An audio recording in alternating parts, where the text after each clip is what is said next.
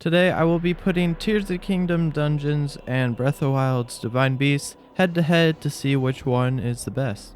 For criteria, we will be ranking them based off of puzzles, the boss, overall feel, and wow factor. So basically how I felt through the whole thing. Alright, let's start off with the Tears of the Kingdom dungeons. Okay, the fire dungeon was very interesting. So due to the fact that you can just fly around on a hover bike or literally anything else, I think like the puzzles were pretty boring anyways with like the minecarts. I mean, it was interesting, but literally you could just climb around. So I mean, I think it took me like 20 minutes to finish the whole thing.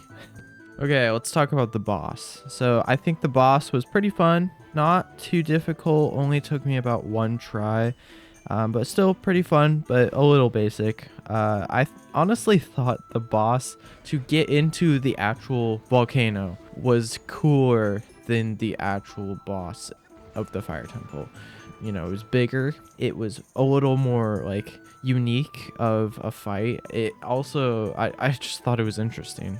Overall, it felt pretty cool. I mean, you were in a volcano, but after, you know, a little bit, it just felt a little annoying and bland, especially the puzzles. I mean, like, that's what makes a dungeon really good, is the puzzles going into the fight. So okay, this dungeon I actually really liked. The puzzles felt actually pretty good, except once you figured out that they almost all used the same solution with the ice and ultra hand.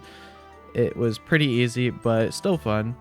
Other than this boss being the easiest boss in all of Zelda, in my opinion, I would say it was pretty good. I mean, all you had to do was get a couple arrows and shoot it a bunch in the weak spots, and you would be golden, and then, you know, dodge some stuff. But I mean, okay, this boss was really fun. I mean, it was super easy, but it was still fun.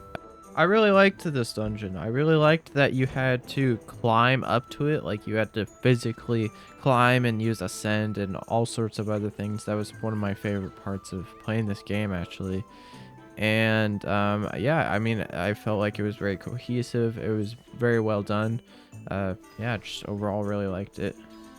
This dungeon actually felt really fun and something pretty interesting. I don't know why, but I really liked the puzzles. They were just fun and had enough challenging aspects to it and just felt a little more unique, I felt.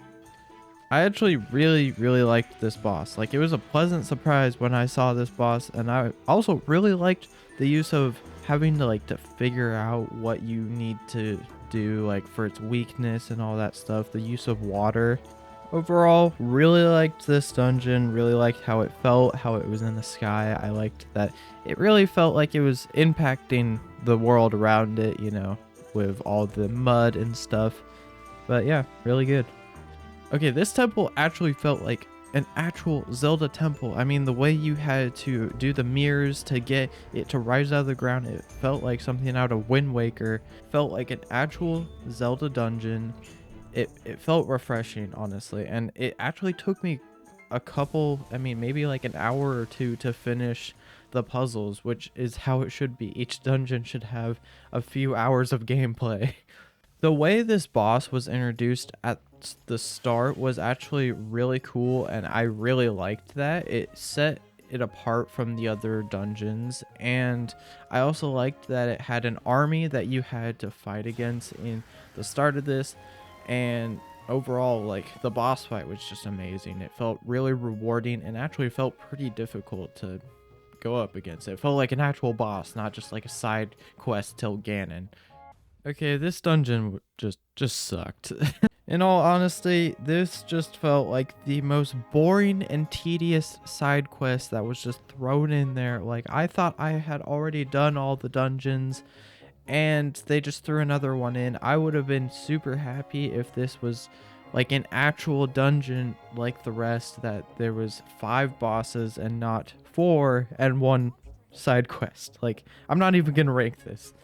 So I actually already made a video on the Divine Beasts, going in more depth and ranking them with different criterias. So I will adjust that score set for this video and recap for you guys. I really liked the Divine Beasts. I really felt like they were cohesive in the Breath of the Wild storyline. I felt like they fit in pretty well. I liked that they were these huge big mechs that you got to, you know, control for the puzzles. I really liked the use of the runes in every single one of them. Just the overall like build up to the boss fight. And even though each boss fight was relatively the same, it still felt rewarding and fun and just made sense with the storyline. Overall, I really think the Breath of the Wild dungeons or Divine Beasts were better than Tears of the Kingdom. I think Breath of the Wild just did it better. It fit the storyline, although I think if it was just strictly a boss comparison, I think Tears of the Kingdom would probably have them beat. No, they would have them beat because I think that the unique bosses will always win versus, you know, more cohesive, more the same bosses. But still, Breath of the Wild comes on top. Hope you guys enjoyed this video. Make sure to like, subscribe, I guess. I don't know. I'll catch you next one. God bless.